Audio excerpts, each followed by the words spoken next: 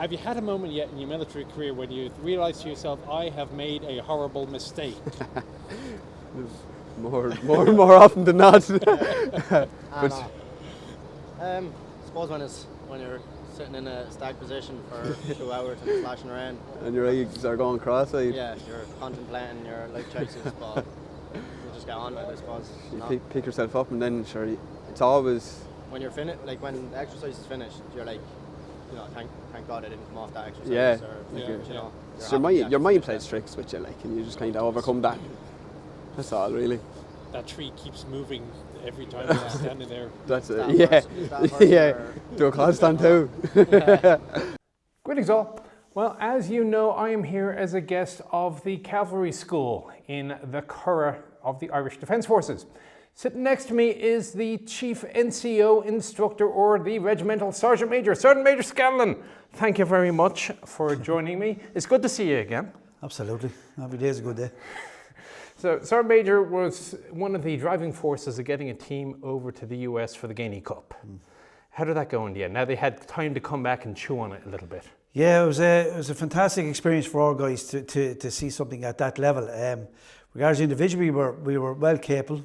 A few small little nuances in training, things like that. But overall, it was a fantastic experience for our younger soldiers who thoroughly enjoyed it. It was very last minute, 4 or 5 weeks preparation. A lot of research done by myself and Common and Tom Tour, just to find out exactly what was ahead of us. But as we got into it, we were training and figured things out, and along with the American guys helped us immensely and enormously through the whole period. So it was very enjoyable for everybody. Are you going to go back? I believe every 2 years going back, so we're already looking at it at the moment, yeah, and so are all our troops as well, looking at the opportunity. So a lot of training is ongoing, just to pick a proper team and what's good. There's a lot of competition going on between the lads then as to who's going to get in. I'm sure there is at the moment, so we'll see. We will cross that bridge when we get to it. All right, so let's have a talk about the Cavalry School itself. So the Irish Defence Forces have a centralised training structure, at which point you then get split off to your various different corps. Yeah, exactly. Yeah, and in the Defence Force Training Centre where we are now today, the Cavalry School is located, and from there then we have the 3 squadrons based in the 26 counties around the country, and then all their training is centralised through here, through instruction, vehicles, gunnery, driving, tacticals. Everyone will come through here for the training, assessments and final testing. All right, so a new Cav trooper, he goes through basic training wearing the Glengarry, yes? No, they start off as the general training, induction training, which it can be up to 20 weeks. I think it's coming down to 12 weeks now at the moment. So we're just trying to refine stuff. What happens then basically at the moment is they'll break for a week, and then they'll come back and do a skills course, which is very generic, more skills on extra weapons, section weapons, support weapons, stuff like that. And then when they're 3 stars, we call them a 3-star soldier, they become troopers then in the Cavalry Corps. Then their training starts. And do they select Cav before they join? And when they go to the enlistment office and they sign their document, did it say, I want to be in the cavalry? Or does this happen partway through training? Partway through training, they're given choices. Was cavalry the first choice for both of you? Yeah. Why? I see in the infantry and I said, whatever the opposite of that is, I'm going there. Yeah. Why carry a weapon when your weapon will carry you? Correct. Say for yourself? You just didn't want to be in the mud? I think I'm all for the Cav, like. Yeah. Like, can't imagine myself lugging around a lot of weight now as an infantryman now. No, thank you. Like every young soldier will get a choice of 3. What's his first preference, second and third. And as the training goes on, usually involved in the training cadre of these platoons would be infantry, artillery and cavalry guys train them anyway. So a cavalry guy would look for certain skills in the recruits themselves and then kind of convince them to go to the cavalry corps. Nudge. Yeah, absolutely, yeah. Sell it to them, basically. That's what we do. Yeah, well, you kind of, in recruit training, you get to choose your unit. And then, well, myself, I was trained by one ACS here. So then, when we got to like, you know, come down to decisions, I put down one ACS's first choice, and I was luckily enough got to stay on with them, like, and it's just from there then, like, it was just opened up a whole different world of opportunities compared to an infantry corps, like. Okay, so actually, it's because we're not going to do anything about the general defence force, let's go back even further. So, if somebody decides that they want to join the army, how do they even do it? I mean, I remember having to go to the white pages and I looked up Defence Forces headquarters and I called that. Yeah, same as myself. But everything now is social media, so the public relations branch of Defence Forces is out there on every platform they can get to sell it. Plus, there's also, and I know it's the exact same with the Americans, your own family and friends, your own cohort of what you know, and that's a recruitment itself. And probably over the years, is when you know someone in the military, you're kind of like my own father, my own brother, my brother-in-laws, and my uncles are all military people. My uncle served in one ACS and then finished then in the Cav school before he retired. And you show up at recruit training, and I presume you have a couple of butterflies in your tongue. Oh yeah, terrifying experience. Absolutely terrified. Especially if you have an army family, you know what to expect. I don't know about you, but I had known. I was the first person really that I knew was going in, so I hadn't a clue what I was going into. And yourself, same thing? I had my uncle, he used to be in the unit himself, but you know, you hear a few stories about training. It makes the butterflies a bit worse. So what got into a young civilian Mr. Megan that said, I've got a great idea. I'll join the cadets and then the Cav Corps. What happened to you? How did that happen? Not 100% sure when you put it like that, but you know, it's something I always wanted to do, so just always had an interest. I've no family or anything in the army, just always something in the back of my mind I would have regretted not doing. So it's there, it's a bigger family, and then to get the people, it's 50-50. Most recruits you could talk to now have connections in the army, but 50% of them probably don't have any connections. They're just drawn to, like we all did, for some reason, all drawn to the military life when we were young people, you know. Okay, so we're trying to figure out why anybody in civilian life would want to consider giving up the warmth and comfort of the home to come out here in the rain, sleep in the mud, and be a cavalryman. You're out in the nature every day, getting to do different things like that you wouldn't normally do. Like, where would you see that you're getting to crew, the likes of the Moigs, get up into the gunnery positions and all, getting to see different parts of Wicklow, especially. Like, you don't see this part of Wicklow around. You don't see that from up in an old desk job at all now, do you? Fair. So, like, So you just wanted the outdoor life there, was that? the outdoor The life. lifestyle. Yeah, it's a great lifestyle. Like, It is, you're constantly, you're not doing the same thing each day. Someday, many years ago, at least many moons ago, you woke up one morning and you said, I got a brilliant idea. I'll join the army. What was it that made you do that decision? Stacking shelves gets boring after a while. You know what I mean? At least you're doing something interesting here. Who is that? Yourself? Well, I was working in a meat factory for 2 years before I joined the army, and you know, it's a great honour to be able to, you know, represent your country and do something, you know, with dignity, you know. How did the families take it? Good, yeah. Very proud, yeah. They're That sounds a lot more noble than my reason. Stacking shelves. They think it's a good job, stable, secure job. Has there been any revelation to you? What have you learned since joining the army that you didn't know beforehand? There's a lot of things, really. I learned a lot about myself anyways. Yeah, that's... I learned a lot about myself. Would you tell a younger version of yourself this is a good idea or don't do it? Oh, 100%. I'll always tell myself it was a good idea. Yeah, like I made like mates there, like for life. Like, yeah. Oh, 100%. Like, Just because it's like... the bond that you've made, Yeah, like. and the things you go through, you wouldn't do with your civvy friends. No, and they'll never understand, like, no matter how much you're going to say it, you know. What would you say to somebody who is considering making the same decision? Do it. Do it? Yeah. Yeah, do it. You're constantly learning as well. You'll never get Like too it's bored. not all just, you know, sitting in the muck kind of feel. Like, you can Yeah. get degrees and you can get qualifications through the army. So There's like, so many opportunities, like, and for... which I feel like Career- a lot of people career don't know about. I mean, they do advertise it, but like Yeah. most people just have the word of mouth thing. It's like, oh, the army, guns.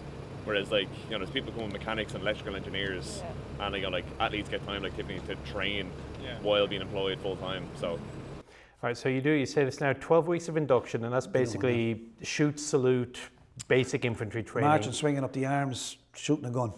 Did it feel as bad when you were in it, and then when you got out of recruit training, looking back, was it as bad as all that? It's a different world, isn't it? Like, you're so immersed when you're in recruit training. You think everything's the end of the world. You know, being late by 1 minute is like detrimental stuff. And that gets you out as a 2-star. Yep. All right, so from 2-star to 3-star, those are the more skills courses. Skills, more sport weapons, things like that. More advanced on riot training, stuff like that. CBRN training, all the normal stuff to make you a 3-star soldier. But it's also designed so you're able to deploy overseas. As a 2-star, you can't go. All right. So as a 3-star, you are a general. It's a bit like the Marines. Everybody's an infantryman first. Absolutely, yeah. It's very basics. Infantry training is very simple, so it's very basic. Okay. So you now have your 3 stars, and somebody has convinced you to put on your selection list, I want to join the Cav. Yeah, but that's picked out during recruit training, not the 3-star course. So when you get to nearest the first induction phase, within 2 or 3 weeks before the end, you will pass out with your Glengarry and your flashes of your unit you're going to. As a 2-star. And then you go into your 3-star course skills. Okay. So how different was recruit training to actually get into the unit? Very different. As in, like, because it's standardised across the board, as well as recruit training for, depending on what corps you're going to, everyone gets trained to the same standard. And then when you come to your own units, like we're in the cavalry, so like it's a lot different. As in, like, your SOPs and, you know, your, I suppose, courses and the way people go on is a lot different because it's a smaller unit, so it's a tighter unit, I suppose. But in the 3-star course, are you still with the same group of people that you passed out with as 2-star? Yeah, exactly. Right. And how you don't have a centralized facility, my understanding is it's kind of like your recruit classes are done by either this unit or that unit or that unit on a at the rotating moment, basis? we call it a joint induction centre. It's up in north of Dublin, in a big camp, military camp called Gormanstown. That's now been, the last 12 months, it's been upgraded to a joint induction centre. So all recruits will go in there. So we are changing our whole format of basic training. And it's going to take a slow process like it always will. So we have to man that with the right people, and then all recruits will go there for induction training. And after that, then we hope that there will be corps selected. Okay. And then we bring them up to our own level of training. Okay, so they pass out as 3-stars, they come down here to the Curragh and they report in to the Cav school and say, okay, here I am, where do I go? And I guess the question is, where do they live, firstly? What's the ability like? Initially they will go to the 3 squadrons or units first, right, as 3-star soldiers and become troopers. The very basic training, in order to be a trooper, they must complete the scout module. Okay. And that's broken into 4 different parts. In their units, 1 Cav, 2 Cav, and the 1st Armoured will do a sensor course, a comms course, and a navigation course. That will all be overseen by the Cav school, so we will turn up to these units and do testing. When they've completed the 3 modules, and they don't have to be back to back, but it's usually good practice to do back to back, then we will put on what's called the 4-week tactical scout phase, which is ran completely in the Cav school. So we oversee it. We will bring in cavalry NCO instructors from the units. We'll combine it, as today they're on their final week of their field exercise up in our training ground in Glenvermale. But that's all overseen by the cavalry school. And so into the battle bus we went, which is how I ended up interviewing those troopers you saw me talking to earlier on. Okay, so here we are out in typical Irish training area in typical Irish training weather. But what is actually going on here? Why are we here? So this is the final exercise for the Scout course, the Scout Tactics course. It's basically a synthesis of all their training on the Scout stuff so far, condensed into a confirmation exercise this week. So start this exercise on Monday. They deployed with close reconnaissance vehicles to this location. The scenario is that the terrain is quite complex to do mounted reconnaissance, so the Scouts are going to do all the dismounted reconnaissance to gain information. How many students do you have out here? 15, so usually you have about 16 in the Scout troop. So 15 is what we're using this week, broke down between lieutenants and troopers. How many of each? 4 lieutenants and 11 troopers. So they basically rotate who's the man in charge? So the detachments will be made up with the officers, and the rest of the detachments are the troopers. Gotcha. So one and 3 per detachment is what we try to achieve. How long have they been out here? So started yesterday morning. So this is day 2 for you on the ground? This is day 2, yeah, correct. Yeah, I like it's only day 2 and you had to check. Yeah. And how long is it So before they see a hot shower? Well, it's Thursday evening, so that's the plan. What day is today? Tuesday. All right, so it's a 4-day exercise. Yep. Right. and it's basically sleeping out in the field. Do they get tents, or is it just whatever they make locally? So they have sleeping systems in their packs, so bashas and bivvies, basically. So you've left the luxury of civilized life. Absolutely. And we are out here in a forest with water dripping from the trees. Yep. And you have luxury accommodations of basically lean-tos. Yeah. Are you keeping dry? It's not too bad. We had a lot of rain yesterday. This wasn't actually a great spot to walk in at first, but we cleared it out. You can see the pathways we made through here, so it's actually not the worst spot for a patrol harbour ever. It's quite dry considering the rain that we have had. So we got our bashes up pretty early yesterday, got all our gear in under them, kept ourselves dry, and made it as comfortable as possible, so it hasn't been too bad. Yeah. So like it's kind of like the fact that you have a little roof over your head with heating and a seat is nice. Where do you sleep in the Mowag? It depends on where you are now. If you're a driver, you're just sleeping in behind the driver's seat, and if you're the crew, you're sleeping down at the feet of the chairs, really. And then So you're not sleeping in the mud, is what you're saying? No. That's just for dismounts. That's the dismounts, yeah. That's the incentive to keep going and get fully qualified. Yeah, 100%. And are they living off what they carry with them, or do they get field feeding? No, they field feedings that they supply the ration packs, and as they need requirement, they can get sustained resupplied. Right. And how's the food? Ration packs, it's luck of the draw. Do you still get a 24-hour pack? Yeah, a Hexamin tablet, 24-hour pack. Yeah, you get your no hexi tablets, but your water purification and all. Yeah. 24-hour ration packs. Some of them are nice, some of them aren't so great. Luck of the draw. So is this considered, shall we say, a 5-day war, or is it a series of individual training exercises? So for this particular one, it's kind of like a 5-day war, where we will let them influence what happens all the way through. They can be guided and mentored by the instructors, but we try and make sure that it's not individual little pieces of a war, and it's one full phase that they can see through to the end, and hopefully have a positive experience.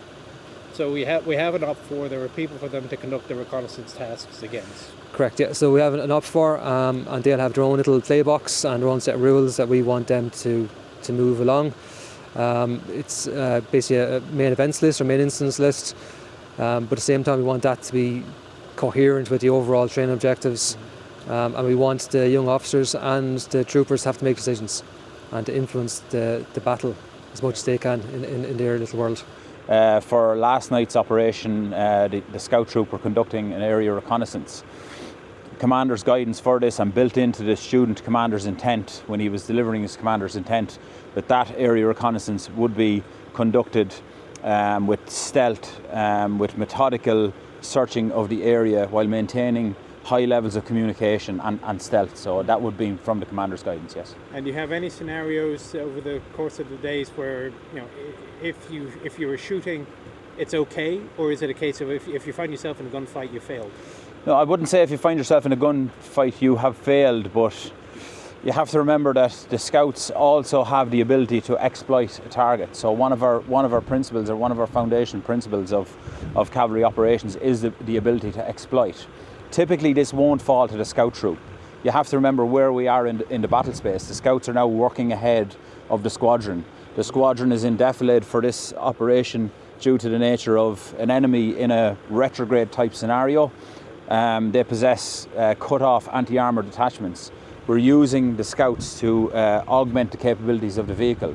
So notionally, there's a dozen MOAGs behind the hill. Well, not notionally. We actually have First Armoured Squadron. Okay, yeah. Right. Yeah, no, we have First Armoured Squadron who are over the side of the mountain that you would have came when we passed through that gap. Okay. On the far side of the mountain range at the moment, we have First Armoured Squadron. Okay. So we're working ahead. We're clearing the route for them. We're doing on the micro level what the squadron does for the brigade at the macro level. Okay. Yesterday kind of ran into today, so we went out on a red level search, so we're trying to confirm or deny enemy presence in a certain grid squared area. So we went out and we simply walked all night trying to confirm or deny enemy, spot enemy, mark down the location, feed that information back to HQ, so whoever's troop commander back here in the patrol harbour. Once that was completed, we got back here about 0600 this morning. So then we go into a patrol report. So everyone in the detachment comes in together. We split up the work, do out a full patrol report, just to again feed that information back into HQ and into the troop commander, build his battle picture up. Then from there we got a small bit of rest and admin, so we got some food, got the head down for as long as we could, and we were given new taskings. So there is an observation post out at the minute, so we're maintaining comms with them at all times. They're feeding us back information regularly. And what just happened here is there is another detachment gone out, so they're going to go out and plant themselves close to an area that we know they're our enemy, and we believe they're withdrawn, so we want to confirm this. So that detachment are going to go in and find an area close to there. They're going to put a drone up and they're going to scan an area that I've just designated for them to scan and just try and find enemy withdrawal routes. So that's our mission at the minute. So what rank is the lad in charge of that detachment? He's also a lieutenant. All right. Yeah. So you're kind of playing Company XO or something then, are you? Yeah, you're jumping around, so you're troop sergeant, then you're troop commander, then you're detachment commander, 2IC, whatever needs to be done. But everyone's juggling around. So. Do you spend a lot of your night driving around, or is it mainly daytime ops for you? All in the night. Yeah, all night. We'll do dry runs and all during the day, just make sure the drills are up to scratch, but any then proper night time like. So is the primary focus of this the individual skills, or is it the decision making? Yeah, so it's the main thing here is individual skills. We want them to become very coherent and capable at reconnaissance security tasks, using their sensors, using their navigation skills, applying the tactics they've been told. But it's also an opportunity for these soldiers now to look at their cavalry decision making. They're deployed on the ground, so let's try and make them make decisions and get used to making decisions at their level. So as a student on the course, what do you think the course objectives are? What do you think is your pass-fail criteria? So basic skills again, so even from contact drills, navigation, just moving through an area without being seen, getting eyes on an enemy wherever that might be, so whatever the terrain is, just being able to get eyes on an enemy and relay information back to the people that need it, and just building that battle picture. Is this your first exercise as a lieutenant with actual enlisted soldiers? Yeah, it is, yeah. How are you finding it? Good, it's interesting. Everyone's mucking in, so everyone's giving us a good dig out, so it makes it easier. But you know, when people buy into it, it makes everything that bit easier. So yeah. So they say one of the make or breaks of an officer, the first time that they're given troops and they're told to stand in front of the troops who are now looking at you and make a decision and take charge. Has that been a challenge for you? Have you seen it as a challenge for anybody else? It can be at times, 100% it is. It's leadership in any capacity, I think, is always going to be a challenge to some degree. So it's just about managing people and knowing people's weaknesses and strengths, and when people need a break, if they can be afforded that break, and so on and so forth. Yeah, it's a pass-fail, but we tend to look at it in terms of improving the basic skill set of the scout. They come to us as typically trained 3-star soldiers, so they've gone through basic training. Again, with our young lieutenants will have completed their cadetship. They may or may not have completed other various cavalry courses in terms of driving courses, armour courses, etc. We take them onto the course, and although yes, it is a pass-fail course, we tend to look at it in terms of how much information, how much can we increase that skill set over the duration of the full scout concept. What you have here is just a tactical phase of the concept, but before this we have the navigation phase, the sensor phase and the communication phase, and that culminates in this 4-week tactical block. So how does it get graded then? It's graded throughout in terms of continuous assessment or ongoing evaluation, as we refer to it. So it's a far less formal method of grading. It allows us flexibility in terms of how we can actually run an exercise against sentient OPFOR, so we don't have to put all our students through an identical serial in terms of testing. So we can get some flow, some fluidity throughout the exercise. The ongoing evaluation method of evaluating and assessing allows us to assess the students throughout from day one until the end. So if a student doesn't do great on the first shot, is he given another crack in the same exercise, or is he recycled to the next course? No, absolutely. He'll be looked at, but the nature of the ongoing evaluation is you could have a student on the first exercise on week 1 who we would think is slightly substandard.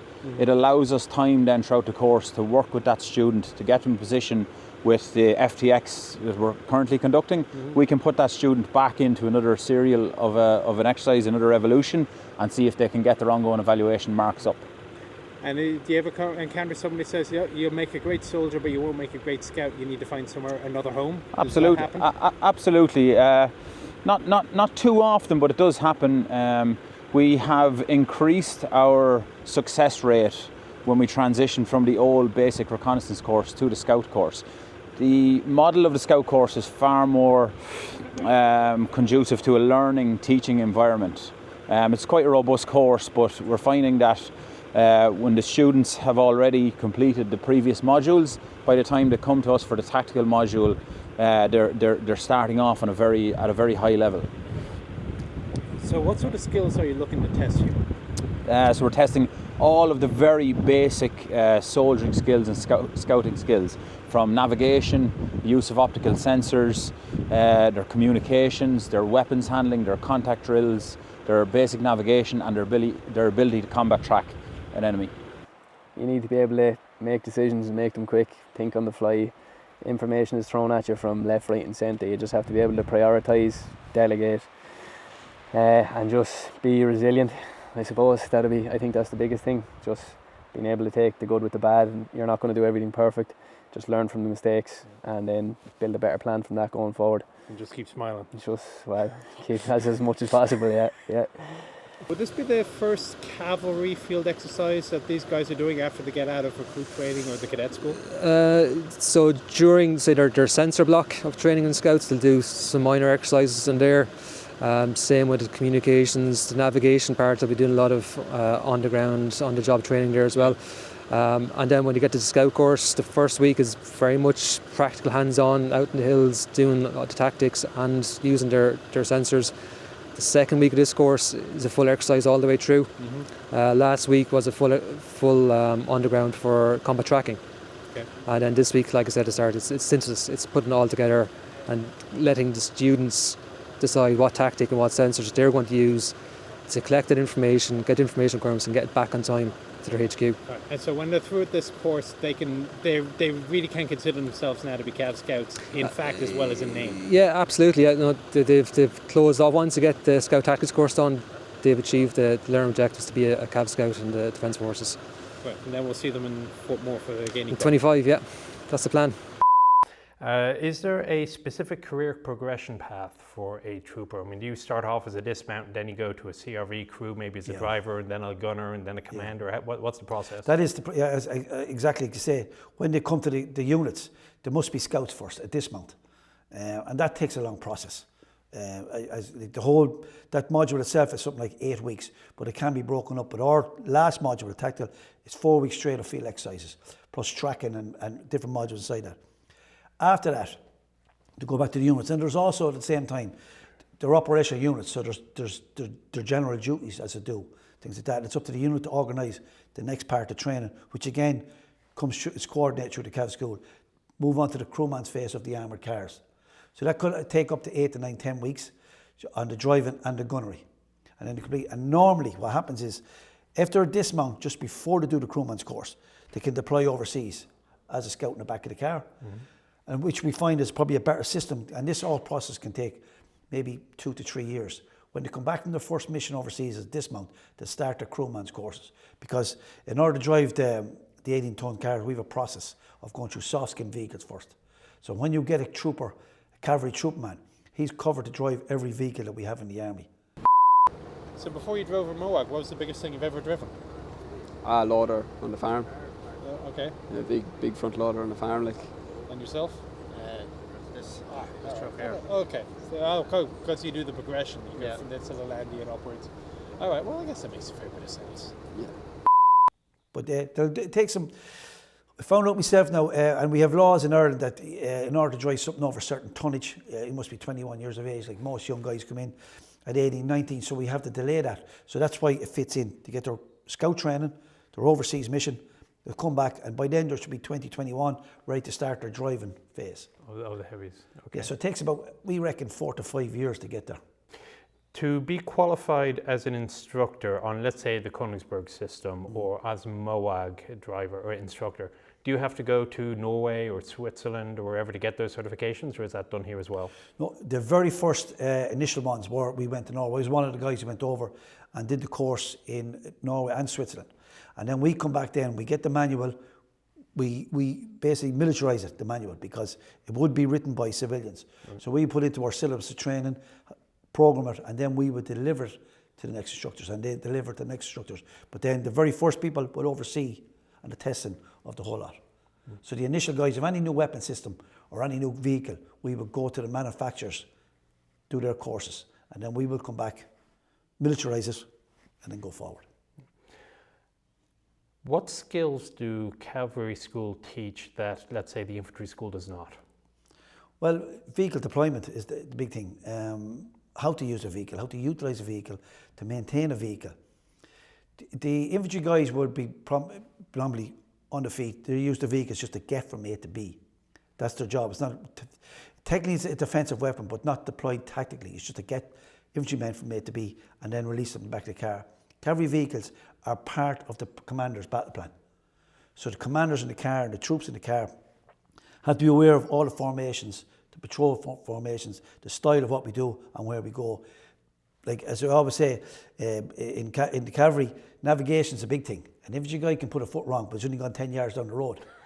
An armoured car can drive for 2 or 3, then you're a couple clicks outside. So you have a problem there. So navigation is very strong, and the driving skills, and being able to assess terrain and what you're doing. So are you both MOAG crewmen? Yeah, I'm not. No, you're not. You're dismount? I'm dismount at the minute. Yeah. All right. He's gunnery and he's doing... I'm actually on the MOAG course at the minute. Ah, okay. So, so what you're doing out here is you're both supporting the scout course, and you're doing a MOAG course as well. Yeah. This simulator has just been opened in 2022. So we have set up in 4 pods of a driver, a gunner, and a commander for the CRV, and then if you change it to the infantry variant, you can just have the driver and the gunner. These simulators are used for gunnery training, and it can also be used for movements and formation driving.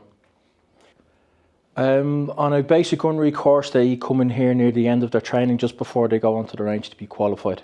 So what they can do in here is they can practice their gun drills, and there is a mode on the simulator of the range in the Glen of O'Mall, so they can actually practice on the range they're going to be firing on.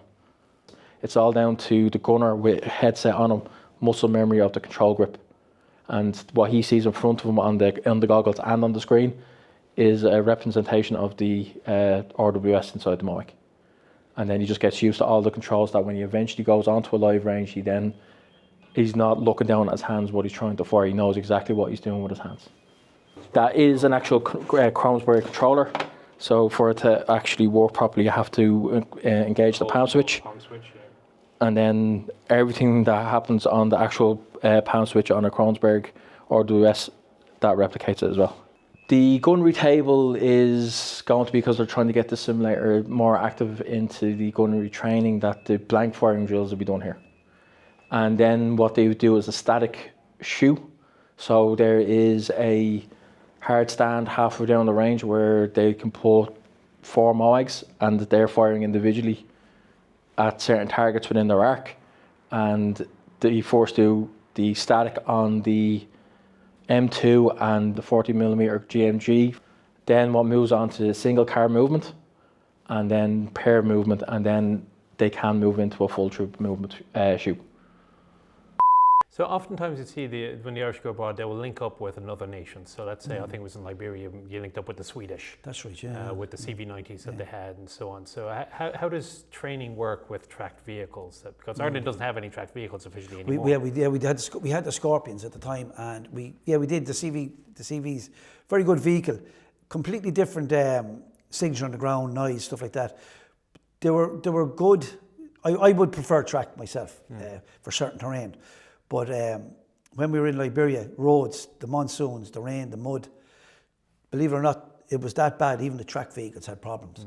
So even to move from A to B was physically hard. Time constraints. Commander's plan, the minute we crossed start line, gone. Right.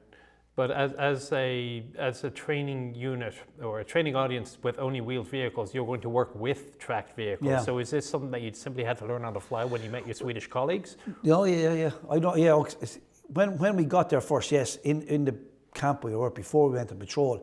If the patrol was made up of the Swedish guys and Irish guys, there was to be cross training to make ourselves familiarise what they have in the cars. If we had to cross load cars, if we broke away, if the commander cited a couple of Swedish vehicles, a couple of Irish vehicles, break off, patrol that area, we would do our training previously. It's like 1/3, 2/3 preparation, so we can cross load. All right, so as we move to the future, one of the big things about reconnaissance, and it's even on the sign at the front that you're talking about multi-domain. Now it's electronic intelligence. Now it's drones, things that are usually quite expensive and people don't think about. How is the Cavalry School trying to incorporate those? Well, we've recently purchased them off the shelf, and I think we had a lot of discussions about it because everyone's going. You see the use of them in Ukraine an awful lot. Absolutely, but rather than go military spec first, we decided to go off the shelf so we can get used to them and then know exactly what we want. So we're in the process of doing that now, like of tethered drones, things like that. But right now we just want to small, get our hands on, see what we can do with these type of sensors, what it gives us, and then train our doctrine and our people to what we want in the future and shape what we think we would need, depends on the mission. Does Cavalry School also write doctrine? We do, yeah. We're in the middle also of changing our doctrine at the moment. What's wrong with the old doctrine?